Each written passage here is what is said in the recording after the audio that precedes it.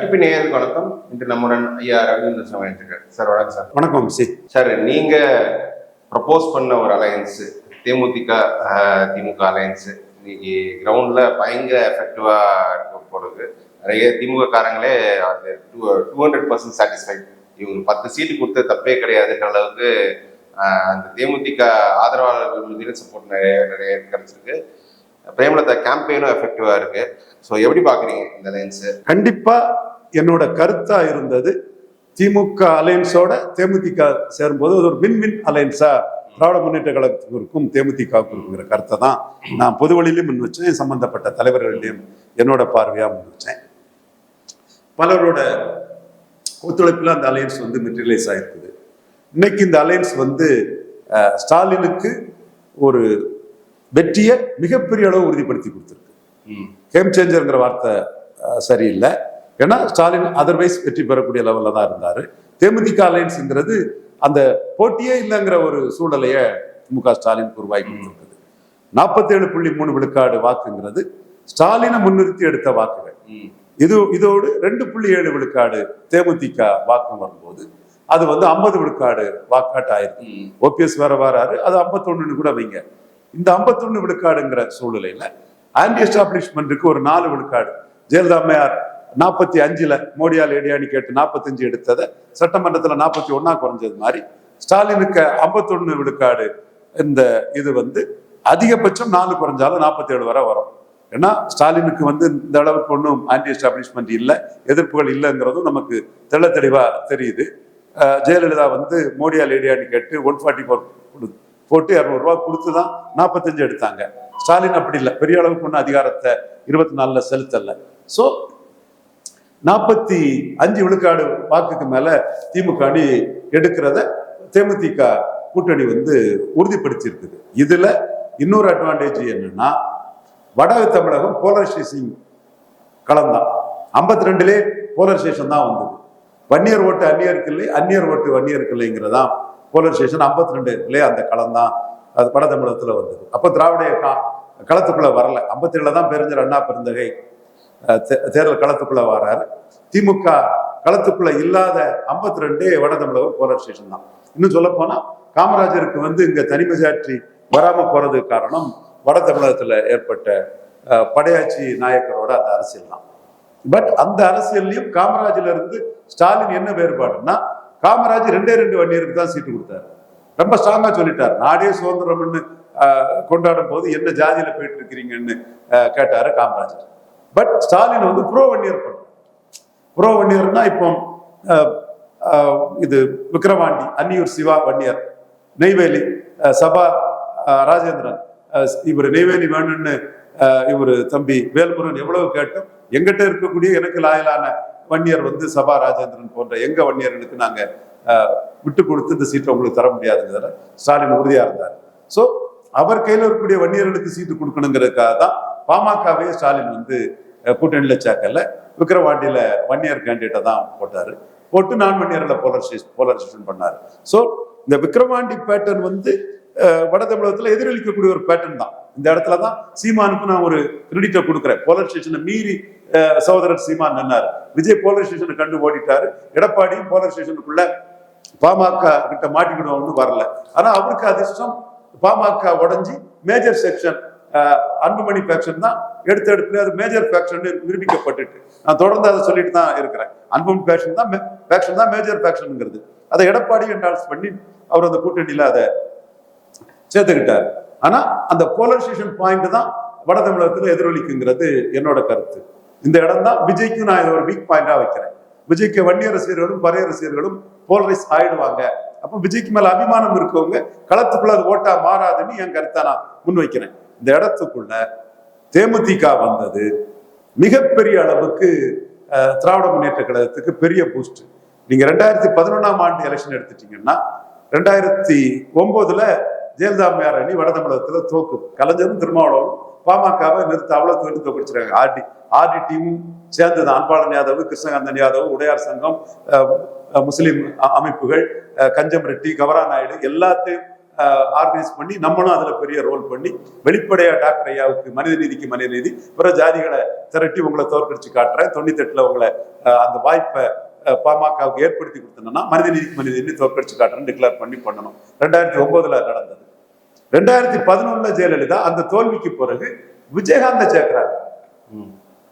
விஜயகாந்த் 37 விழுக்காடு வாக்குல இருந்த ஜெயலலிதாவை 10 விழுக்காடு இருந்த விஜயகாந்த் 47க்கு போகல, வட தமிழகத்துல 55 கொண்டு போயிடுறாரு. அது போலரைசேஷன் அந்த மாதிரி ஆகி பெரிய அளவுக்குள்ள வெற்றியை பெறுது. ரவிக்குமாருக்கு கருத்தெல்லாம் அன்னைக்கு அடிபட்டு போச்சு. ஆனா இன்னைக்கு அந்த 8 விசிகா தொகுதிகளுக்குமே தேமுதிக கூட்டணி பெரிய பலமா ப்ரொடெக்ஷனா பாதுகாப்பா இருக்கு.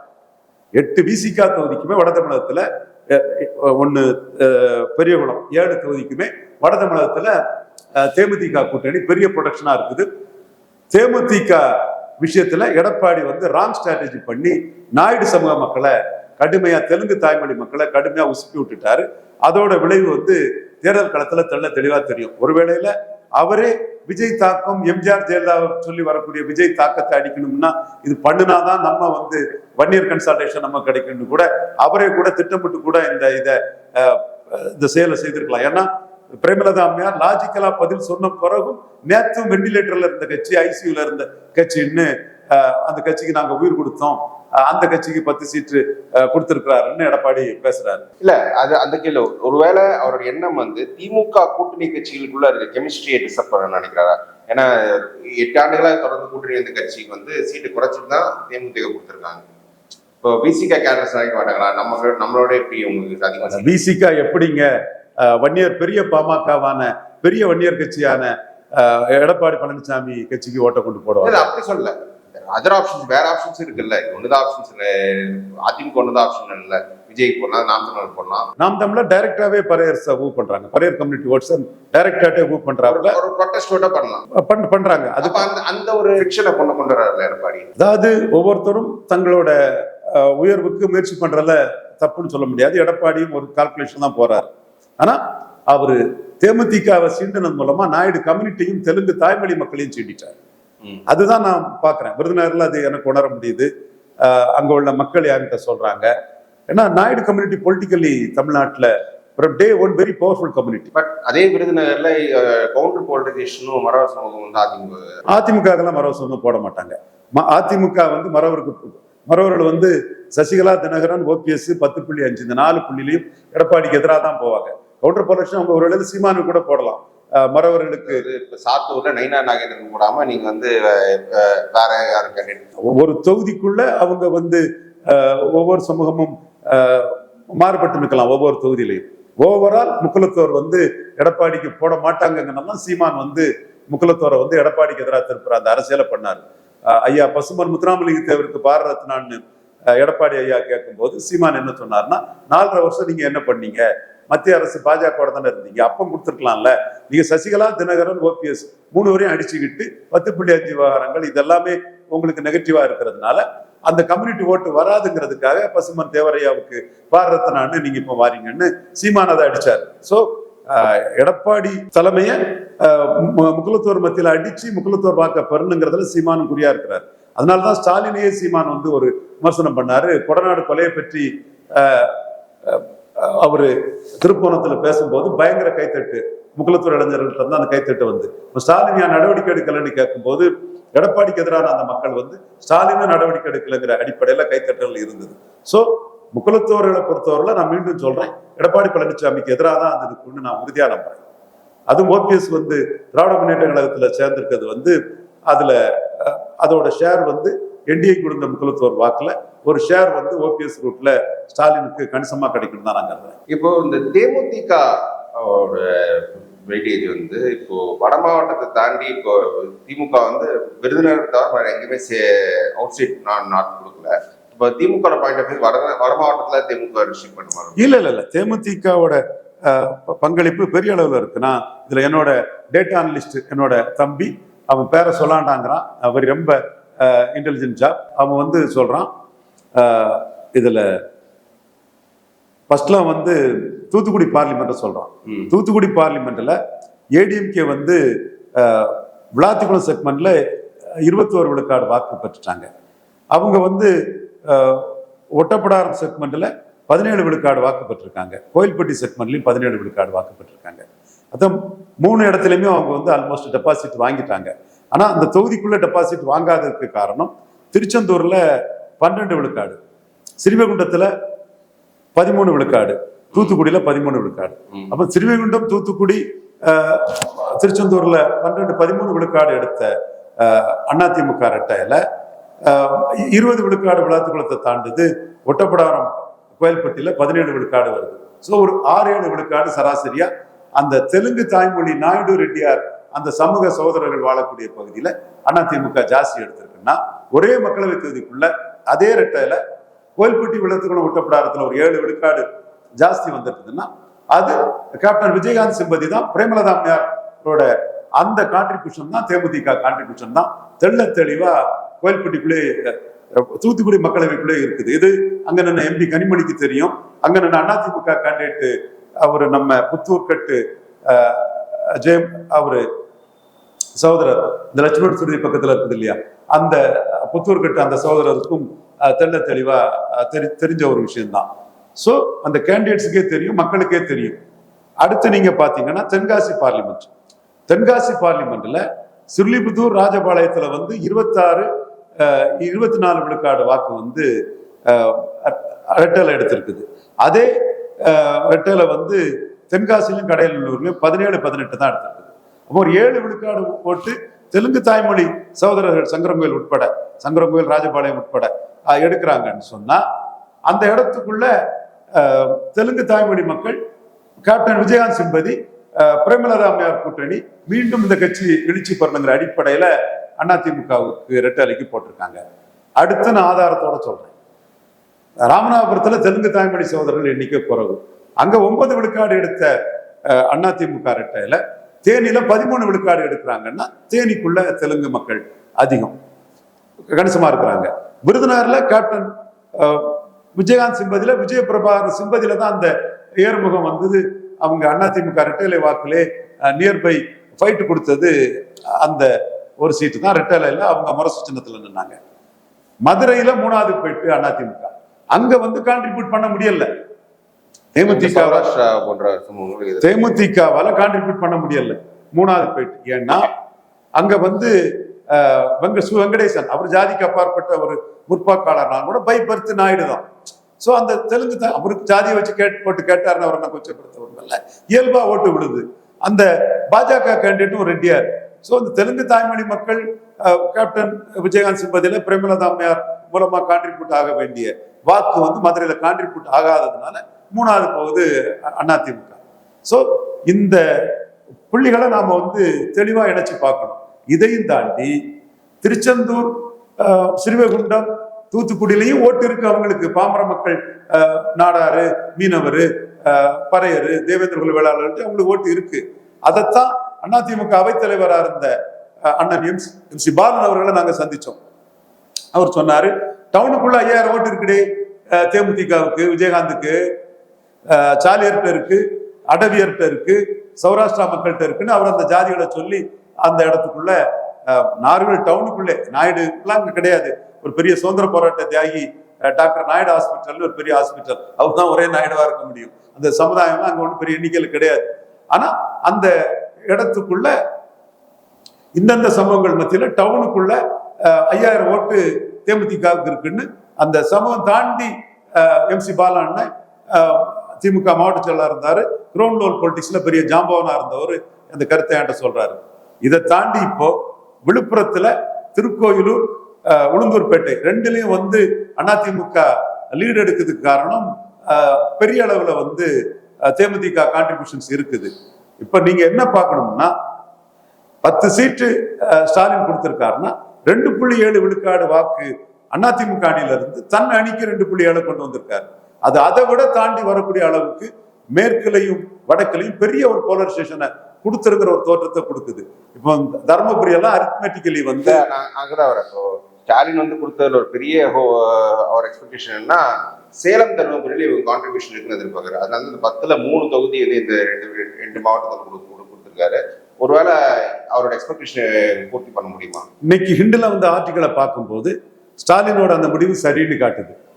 சேலம், தருமபுரி, குறிப்பா தருமபுரியை பேசும்போது ஐயா எடப்பாடி பழனிசாமி என்ன சொன்னார்னா, தருமபுரியில நாங்களும் பாமகவும் சேர்ந்து ஜெயித்தோன்றார். அப்ப அன்புமணிக்கு பெரிய அங்கீகாரத்தை ஐயா எடப்பாடி பழனிசாமி கொடுத்துட்டார். ஜெயலலிதா எந்த இடத்துலயும் அந்த அப்படி ஒரு அங்கீகாரத்தை கொடுத்துருக்க மாட்டாங்க.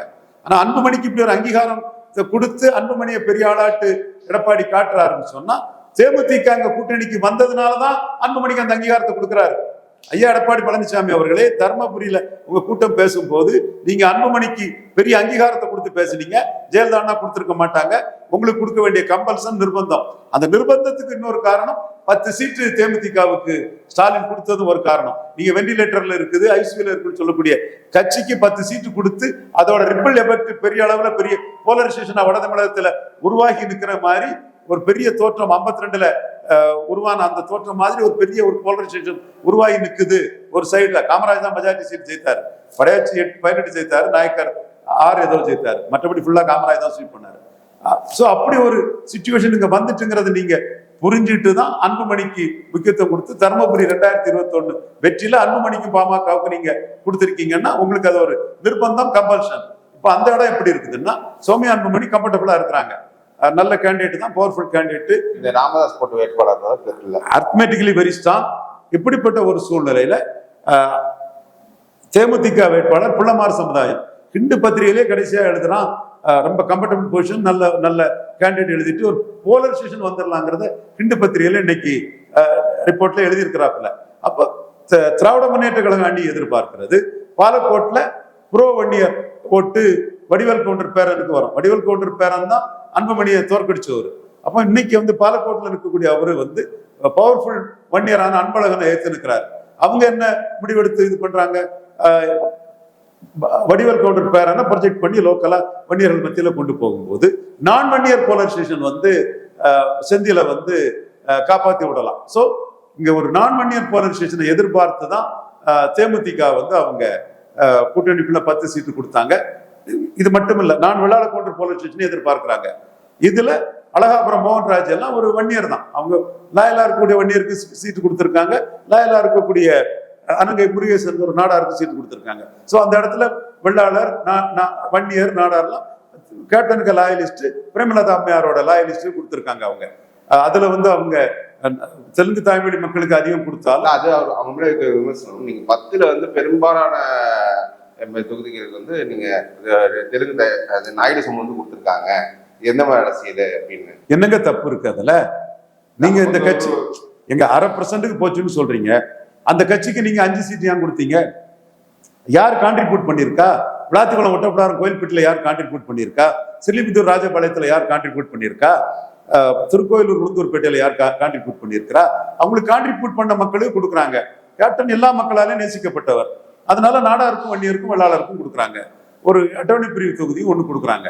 சோ அதுல என்ன தவறு இருக்குன்னு சொல்ல, அது எனக்கு என்ன ஜாதி நான் பார்க்கல, தெரியாம நான் சொல்ல விரும்பல. அருந்ததியர் கொடுத்தா கூட அவங்க நோக்கம் வந்து அருந்ததியர் கன்சால்டேஷன் அவங்களுக்கு ஒரு நோக்கம் இருக்கலாம், தெரிஞ்சாதான் நான் சொல்ல முடியும். இது தர்மபுரி கேண்டிடேட் கூட நான் நாயுடுன்னு நினைச்சேன், வெள்ளாளர்னு ஃப்ரெண்டு ஒருத்தன் ஒரு முக்கியமான தம்பி தான், அவனும் தன்னை வெளிப்படுத்தாண்டாங்கிறான். ரெட்டிகிள்னு ஒரு பெரிய நிறுவனம் வச்சு நடத்துறான், ரொம்ப வெரி எஃபெக்டிவான ஒரு தம்பி. அவன் வந்து அவர் வெள்ளாளருங்கிற கருத்தை சொன்னான். ஸோ இது அருந்ததியரா என்னன்னு எனக்கு தெரியாம நான் அதுக்குள்ள கருத்துக்குள்ள சொல்ல வரல. எனிவே அவங்க வந்து வட தமிழகத்துல 2011 கேப்டன் விஜயகாந்த் ஜெயலலிதாவுக்கு பண்ணினதை இன்னைக்கு பிரேமலதா விஜயகாந்த் வந்து ஸ்டாலினுக்கு பண்றாங்க. 2011 ஜெயலலிதா அம்மையார் 37 விழுக்காடு வாக்குல தான் இருந்தாங்க, அது வட தமிழகத்துல கொஞ்சம் குறைவு. அந்த கட்டத்துக்குள்ள இவரு விஜயகாந்த் 10 விழுக்காடு வாக்கோட வட தமிழகத்துல கொஞ்சம் கூடுதல் வந்து அது 10 வரல, 15 விழுக்காடா வந்து வட தமிழகம் ஸ்வீப் ஆச்சு. அதே மாதிரி இன்னைக்கு வட தமிழகத்துல ஒரு 45 விழுக்காடு வாக்குக்கு மேல உள்ள ஒரு பொசிஷன்ல இவரு மு.க. ஸ்டாலின் இருக்கிறாரு. பிரேமலதா அம்மையார் வட தமிழகத்துல இன்னைக்கு ஒரு 3 விழுக்காடு வாக்குன்னு நீங்க எடுத்துக்கிட்டாலும் கூட அது வந்து பெரிய அளவு வந்து ஒரு போலரைசேஷனை கொடுத்து நியர்லி 50% ஓட்ஸ் திமுக அணி வட தமிழகத்துல எல்லா தொகுதியிலும் எடுக்கக்கூடிய அளவுக்கு திமுக அணிக்கு ஒரு பாதுகாப்பாகவும் கூடுதல் பலத்தை கொடுக்கக்கூடிய அளவுக்கும் பிரேமலதா அம்மையார் வந்துட்டாங்க. 52ல உருவான அந்த போலரைசேஷனுக்கு ஸ்டாலின், டிஎம்கே, விசிகே, காங்கிரஸ்னா காங்கிரஸ் முஸ்லீம் பார்ட்டிகள் கிறிஸ்டின் முஸ்லிம்ஸ்ல மெஜாரிட்டியை கொண்டு வந்துரும். டிஎம்கே டிசிகே தேமுதிக பரையர்ல மெஜாரிட்டி கொண்டு வந்துரும். அது தேமுதிக அங்கேயும் கான்ட்ரிபியூட் பண்ணிடுவாங்க. தென் தேமுதிக ஸ்டாலின் மதிமுக இது எல்லாம் தெலுங்கு தாய்மொழி மக்கள் மத்தியிலையும் மெஜாரிட்டியை கொண்டு வந்துடும். ஸோ அந்த போலரைஸ்ட் பொலிட்டிக்ஸ்ல வட தமிழகம் வந்து விக்கிரவாண்டி பேட்டர்னை வந்து ஜெனரல் எலெக்ஷன்ல ரிப்பீட் பண்ணக்கூடிய அளவுக்கு தேமுதிக வந்து பெரிய பெரிய பலமா வந்துட்டு ஸ்டாலினும் ப்ரோ வன்னியர் தான் பண்றாரு. காமராஜ் ஆன்டி வன்னியர் பண்ணாரு, ஸ்டாலின் ப்ரோ வன்னியர் பண்றாரு. காமராஜ் ஆன்டி வன்னியர் ஓப்பனாட்டே பண்ணார். அதுல அவருக்குள்ள ஒளிமுறைகள்லாம் ஒன்றும் கிடையாது, ஓப்பனாட்டே சொல்லிதான் செய்தார். அதை நான் அன்னைக்கு அந்த உண்மையை நான் வெளிப்படையாட்டே சொல்றதுக்கு நானும் தயங்கல. தென் அவர் கேண்டிடேட் முதலியார், ரெட்டியார், நாயுடு, பிள்ளை, உடையாறு, பிராமணர், முஸ்லீம் இந்த மாதிரி தான் அவரும் கேண்டிடேட் போட்டிருந்தார். பட் ஸ்டாலின் வந்து சப்ஸ்டான்சியல் வன்னியர்களை துரைமுருகனுக்கு கேண்டிடேட் வாய்ப்பு கொடுத்ததுல இருந்து இவர் சேலத்துல பனிமரத்துப்பட்டி ராஜேந்திரன் அமைச்சர் பதவியும் வாய்ப்பு கொடுத்ததுல இருந்து இவர் வடிவேல் கவுண்டர் பேரனுக்கு வாய்ப்பு கொடுத்ததுல இருந்து அவரு ஆண்டிமடம் சிவசங்கர் அதை முன்னிலைப்படுத்தல இருந்து ப்ரோ வன்னியராட்டும் ஸ்டாலின் அதை பண்றாரு. Very well thought out strategy by Stalin. Win win for Stalin and DMDK. இது வந்து டிஎம்டிகே 26க்கு பிறகு பெரிய அளவுக்கு உயர்த்தும். அதுல தெலுங்கு தாய்மொழி மக்கள், நாயுடு மக்கள், போயர், ஒட்டர், தொட்டிய நாயக்கர், 24 மணி தெலுங்கு செட்டியார், தேவாங்கர் செட்டியார் எல்லா சமூக மக்களும் கன்சால்டேட் ஆடக்கூடிய அளவுக்கு என் தம்பி சீமானும் அவருக்கு பங்க தெளிவா ஈரோடு கிழக்குல பண்ணிட்டு இருக்கிறாரு. அது நடக்குதுங்கிறது உண்மை. ஏன்னா கை சின்னத்துக்கு 80 விழுக்காடு விழுந்த அருந்ததியர் ஓட்டுகள் உதயசூரியனுக்கு 100 விழுக்காடு விழுந்தது. ஈவிக்க சிலங்கவனுக்கு 80 விழுக்காடு விழுந்த நாயுடு சமூக ஓட்டு உதயசூரியனுக்கு 100 விழுக்காடு விழுந்தது. நான் களத்துல இருந்து வந்து களத்தை தெரிஞ்சுக்கிட்டு இந்த உண்மையை பேசுறேன். பிரேமலதா அம்மையார் வந்து மிகப்பெரிய asset for DMK alliance. Okay sir, இவ்வளவு கேள்வி பதில் சொல்ல முடியும் சார். தேங்க்ஸ்.